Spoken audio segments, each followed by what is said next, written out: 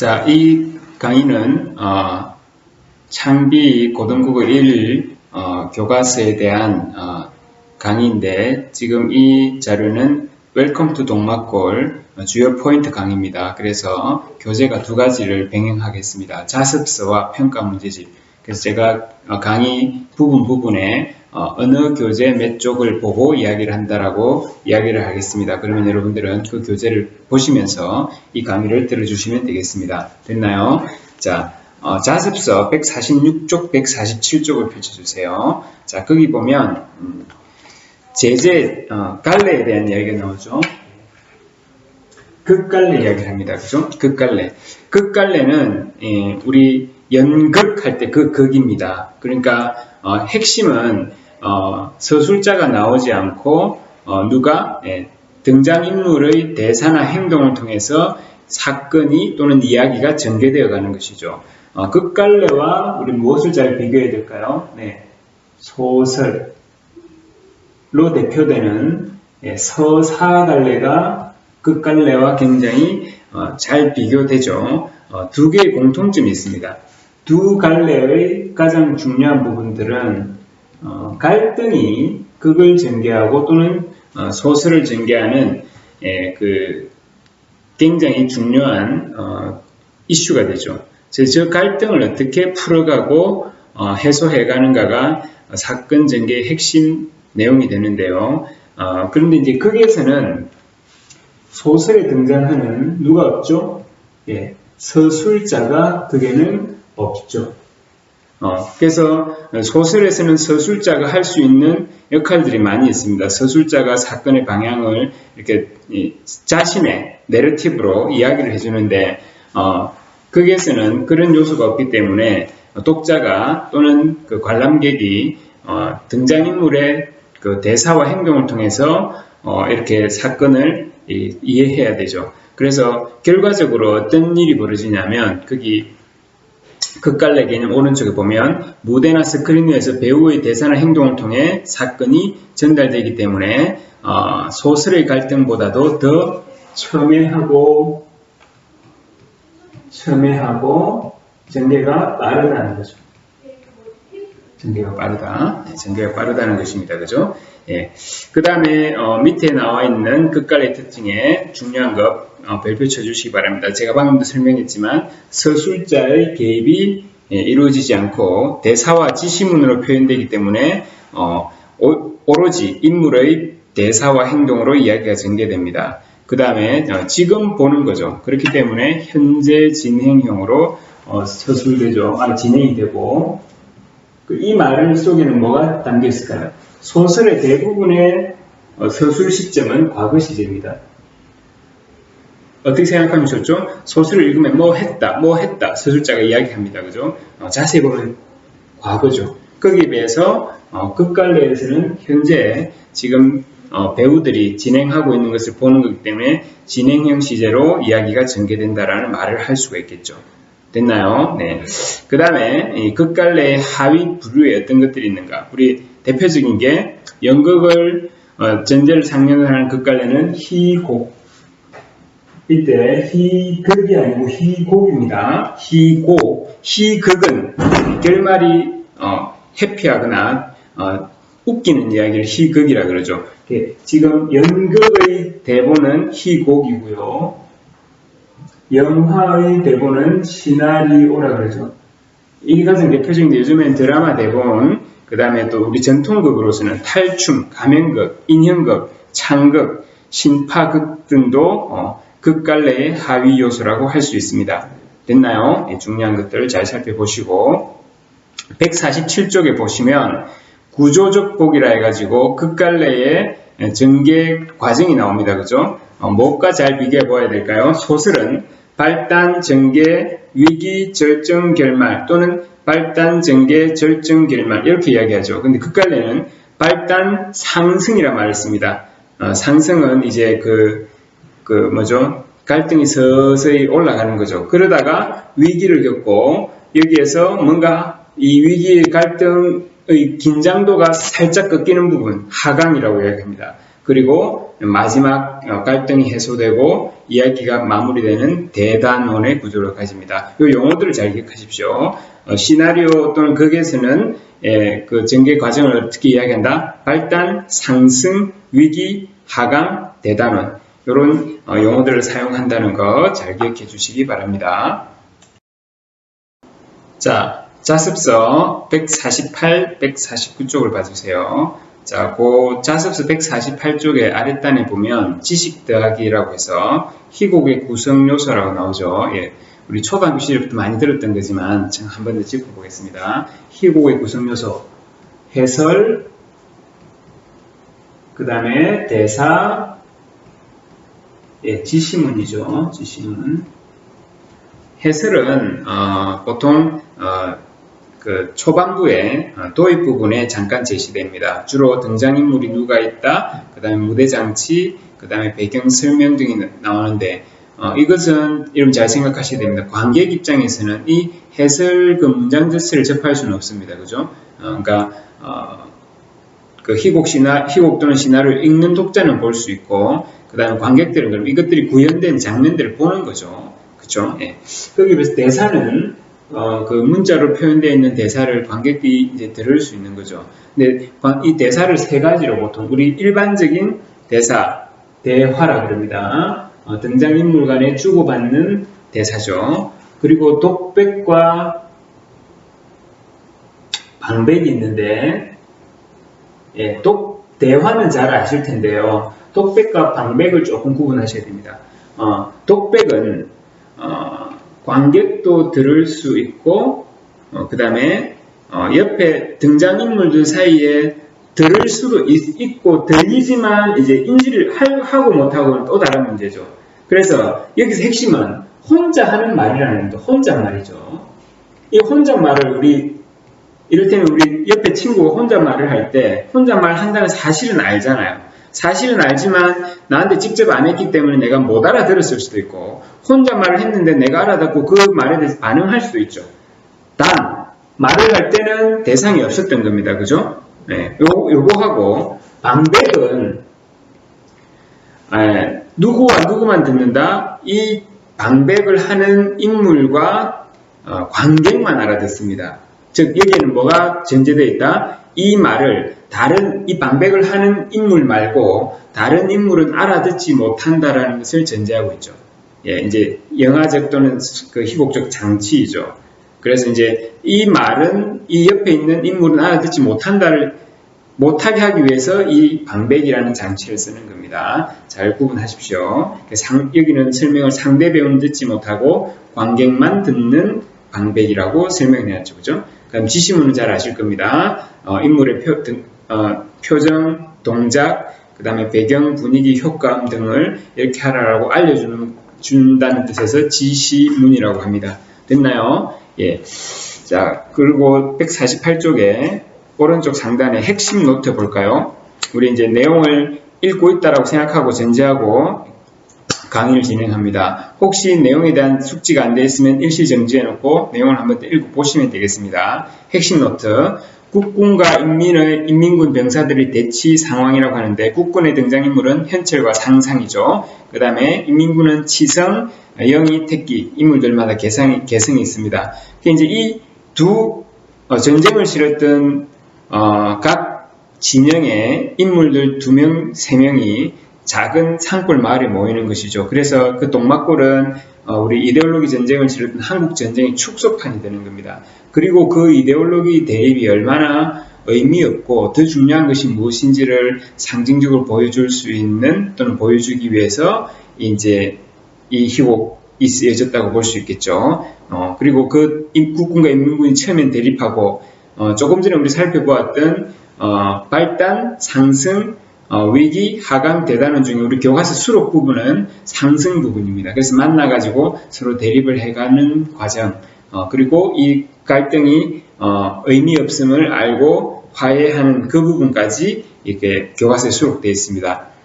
그래서 동막골에 제가 한번 읽어볼게요. 동막골에서 대치하게 된 국군과 인민군 병사들의 대립 상황은 이데올로기로 인해 한민족끼리 총구를 겨루게 된 6.25 전쟁의 축소판이다 라고 할 수 있습니다.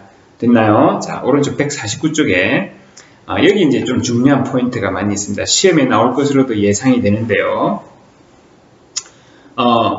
원래 희곡이 소설과 어떤 점이 굉장히 다른 중요한 포인트였습니까? 서술자가 없는 것이죠. 서술자가 없는데 이 희곡은 독특하게도 물론 서술자가 아닙니다. 서술자가 아닌데 작가라는 인물을 등장시키죠. 작가라는 인물을 등장시켜서 보통 희곡에서 전달할 수 없는 또는 소설의 서술자가 하는 역할을 이 작가 입을 통해서 우리에게 전달합니다. 그래서 그 작가의 역할에 대해서 나중에 한번 학습 활동이나 다른 활동들에서도 정리 한번 했으면 좋겠는데 어쨌든 작가가 말하는 이 나 대사를 제가 한번 읽어보겠습니다. 작가, 어느 한쪽도 지지 않았습니다. 누구 하나 손가락을 까딱했다가 모두가 다 죽을 수밖에 없는 판이었죠. 헌데 말이죠. 이렇게 만난 이들이 어떻게 이런 사진을 찍을 수 있었을까요? 라고 작가가 이제 무대에서 액자를 하나 들고 오는 거죠. 이 작가는 지금 현재 진행형으로 진행되고 있는 사건도 알고 있고 이 사건이 진행된 이유, 즉 지금 입장에서 보면 미래 사건까지 다 알고 있는 인물입니다. 독특한 인물이죠. 소설 속의 서술자와 굉장히 유사하죠.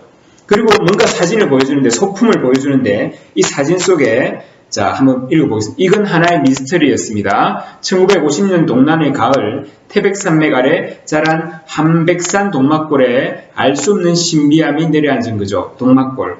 이곳은 어쩌면 다시 돌아갈 수 없는 신비의 말이었습니다. 이 사진은 정확하게 말씀드리면 지금 대치했던 국군과 인민군들이 또는 온 마을 사람들이 서로 웃으면서 찍은 사진입니다. 그러니까 미래에 이런 일이 일어났다는 거죠. 그걸 보면서 이것은 어떻게 이런 일이 일어났을까라고 우리에게 이야기하죠. 그래서 여기서 작가의 역할과 이 소품 사진의 기능, 굉장히 중요합니다. 그래서 지금 요약되어 있는 부분들을 잘 이해하시고 나서 반드시 암기해서 서술형 시험에 나왔을 때 내가 쓸 수 있도록 하겠다는 자세를 가져주시기 바라고요. 오른쪽에 사진의 기능을 한번 넘어가 보겠습니다. 이 작품에서 사진의 기능, 소품이죠. 현재의 대치 상황과 대조되는 모습이 찍힌 사진입니다. 사진에 대한 사실적 설명이네요. 국군과 인민군이 화해와 공존의 모습을 보이고 있는 사진입니다. 사진의 의미 해석이네요. 미래의 모습을 보여주는 것으로 희곡의 시간적 제약을 넘었습니다. 갈래적인 특성 속에서 이 사진이 가지는 기능과 의미를 통합한 거죠. 무슨 말씀인지 이해되나요? 이 사진을 사진의 기능과 의미를 잘 해석하시기 바랍니다. 자, 다음 페이지로 다음 단계로 넘어가도록 할게요.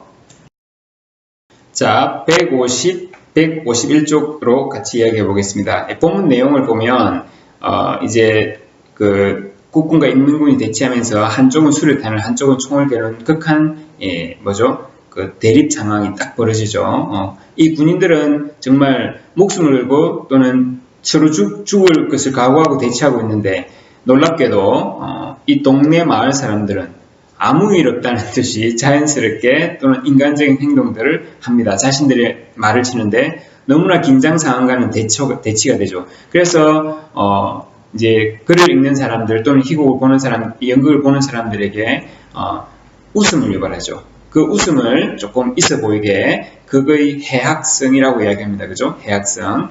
150쪽의 핵심 노트 한번 볼까요? 극의 해학성으로 인한 효과. 즉 국군과 인민군이 대치하는 심각한 상황에도 불구하고 순박한 말투와 행동을 보이는 동막골 사람들으로 인해서 한쪽은 정말로 총구리를 겨루고 있는데 한쪽은 돌아다닌다든지 그 다음에 나중에 노모의 역할 나오죠. 우리가 상상할 수 없는 그냥 편안한 행동을 해버립니다. 그래서 그의 긴장감을 확 떨어뜨리죠. 그러니까 긴장감을 올렸다가 떨어뜨리고 하는 과정에서 해악성이 유발되고 그 다음 그 긴장감을 이완시키는 동막골 사람들의 인간적인 행동들이 사실은 이 작품의 주제로 연결이 되죠. 이념보다는 뭐가 더 중요하다? 인간성, 인간애가 더 중요하다는 것을 암시해가면서 이제 그걸 풀어갑니다. 그리고 중간에 이제 동구가 똥을 지르죠. 굉장히 이제 아주 긴장했는데 피식 새는 이런 느낌입니다. 그죠? 자, 그리고 지금 말씀드렸던 노모 행동 굉장히 중요합니다. 151쪽 핵심 노트 보세요. 이 사람들이 대치하고 있는데 노모가 어떤 짓을 하죠? 얼굴을 닦아주죠. 씻어주죠. 그래서 그 행동의 행동과 주제의식이라는 그 타이틀로 150쪽 핵심 노트에 잘 요약되어 있습니다. 노모 행동.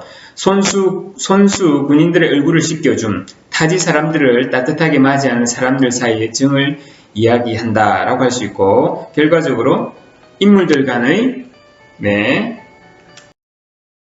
자, 그래서 151쪽의 노모의 행동에 대해서 이렇게 분석해 놓은 거, 요게 결국은 뭐하고 연결된다? 주제와 연결된다는 겁니다.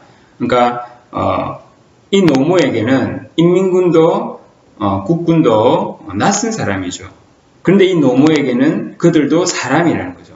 먼 곳에서 온, 타지에서 온 사람들이기 때문에 인간에 대한 예의로서 따뜻이 맞아주고 얼굴 씻겨준다는 겁니다. 이 작은 행동에 이제 그 대치했던 인물들이 감동하기 시작하죠. 작은 떨림이 있습니다. 그렇죠? 그래서 작은 진동이 의미하는 바는 이 사람들이 감동을 받았다는 걸 이제 모습으로 보여주는 거죠. 그래서 결국은 전쟁 상황 또는 극한 대립 속에서도 가장 우리가 놓치지 말아야 할 것은 인간에 대한 사랑, 휴머니즘이다라는 것을 이렇게 끌고 가는 거죠. 노모의 그 행동이 그런 것들을 갖고 있다. 그 다음에 읽기중 활동에 동치성의 심장의 작은 진동이 무엇을 의미하는가 이렇게 물어볼 수 있습니다. 아까 사진처럼 한 어떤 우리 개념이 상징하는 바가 있을 때 이렇게 잘 물어볼 수 있습니다. 특히 희곡에서는 소품이나 작은 행동들이 의미하는 바, 상징하는 바가 굉장히 크게 작용해요. 왜요?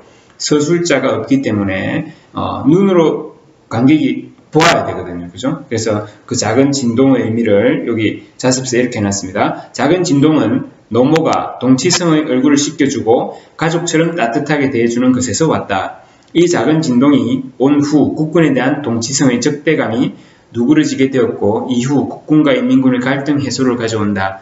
이를 통해 작은 진동은 동치성이 노모로부터 받은 작은 감동임을 알 수 있다. 다르게 말하면 갈등 해소의 씨앗이 될 수 있는 것이죠. 됐나요? 예. 네, 152쪽, 153쪽입니다. 자습서. 자, 여기에 이제 아까 치성이 인민군이죠. 인민군의 상급자가 노모의 행동에 작은 감동을 하고 그 상대 국군들에게 제안을 하죠. 이제 시자라고 잠시 우리 휴전하자라고 제안하는데 여기에 대해서 국군의 상급자인 현철의 반응이 이제 이 작품의 요소에서 어떤 의미를 가지는지 해석하는 문제, 그것에 대한 재진술 1, 2, 3, 4, 5 내용 이해 문제로 꼭 나올 수 있습니다. 그래서 그걸 한번 요약해보면 이렇습니다. 152쪽에 핵심 노트를 봐주세요. 치성의 제안과 현철의 반응 해서 치성의 제안의 내용은 뭐죠? 불황민을 집으로 보내고 잠시 쉬고자 합니다. 그죠? 현철의 반응은 처음에는 거부하죠. 거부하다가 불황민들로 인해 수용합니다. 그 밑에 읽기중 활동을 바로 가보세요. 자, 치성이 이런 제안을 했는데 현철이 아니야라고 대치를 계속 하겠다라고 하는 걸 보고 불황민들은 이제 치성의 제안이 진실돼 보이는데 현철이 서로 피곤할 짓을 하니까 어리석어 보인다. 그래서 불황민들이 이제 현철을 그런 표정으로 바라본다라고 이제 그 전개가 되고 있는 것이죠. 근데 현철이 결국에는 이 불황민들의 시선과 어떤 느낌으로 인해서 치성의 제안을 받아들이죠.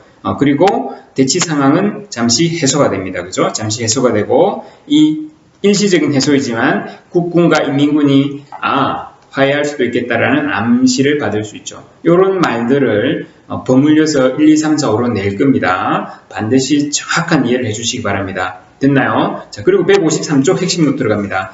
그럼 이런 과정 속에서 현철이 하는 역할은 먼저 현철의 태도를 보면 치성의 제안대로 행동하는 불황민들을 비난하면서 계속적으로 인민군에 대한 적대적 경계심을 계속 부딪히려고 하죠. 국군의 그 이데올로기적인 입장에서. 그런데 불황민들은 엉뚱하게 그 인간 믿는 행동을 하면서 긴장을 확 누그러뜨립니다. 그죠? 예, 그 과정을 이제 현철의 거부가 뭐 하는 역할을 하는 거죠. 예, 그 불황민들의 행동을 통해서 이완됐던 긴장감을 다시 올리죠. 이거 다시 싸울 수 있겠구나. 그래서 극적 긴장감을 계속 유지하는 그런 결과를 가져오기도 합니다. 됐나요? 다음 페이지로 넘어가겠습니다.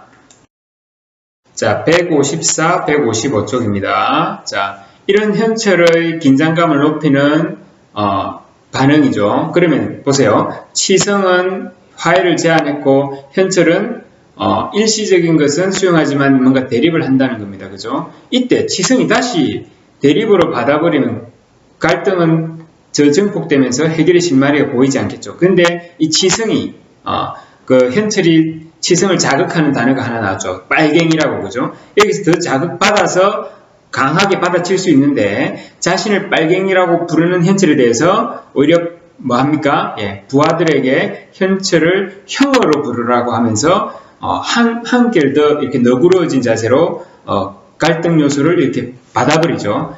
그 결과 현철과 갈등을 일으키던 한 축이었던 불황민들로 인해 그 태도가 변하여 국군과 인민군이 화해하는 분위기를 조성한다라고 이렇게 요약할 수 있는 거죠. 그걸 제가 한번 읽어드릴게요. 치성이 이 빨갱이라고 자극하는 현철에 대해서 같이 적대적으로 받지 않고 현철이를 자기 부하들한테 형이라고 불러라고 함으로써, 자, 한번 정리하면 현철과 갈등을 일으키던 한 축이었으나 동막골 불황민들로 인해 태도가 변하여 국군과 인민군이 화해하는 분위기를 조성한다 라고 했습니다. 됐나요? 자, 그리고 그 본문 내용을 쭉 가면 이제 촌장이 또 중요한 역할을 합니다. 촌장이 155쪽에 핵심 노트 보세요.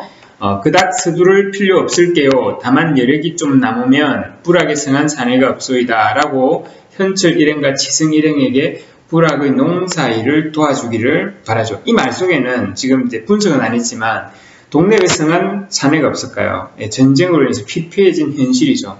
어쨌든 그걸 기반으로 해서 인민군과 그 국군이 함께 자기 마을 일을 좀 도와달라고 함으로써 함께 협업할 수 있는 어떤 그 계기를 마련하는 거죠.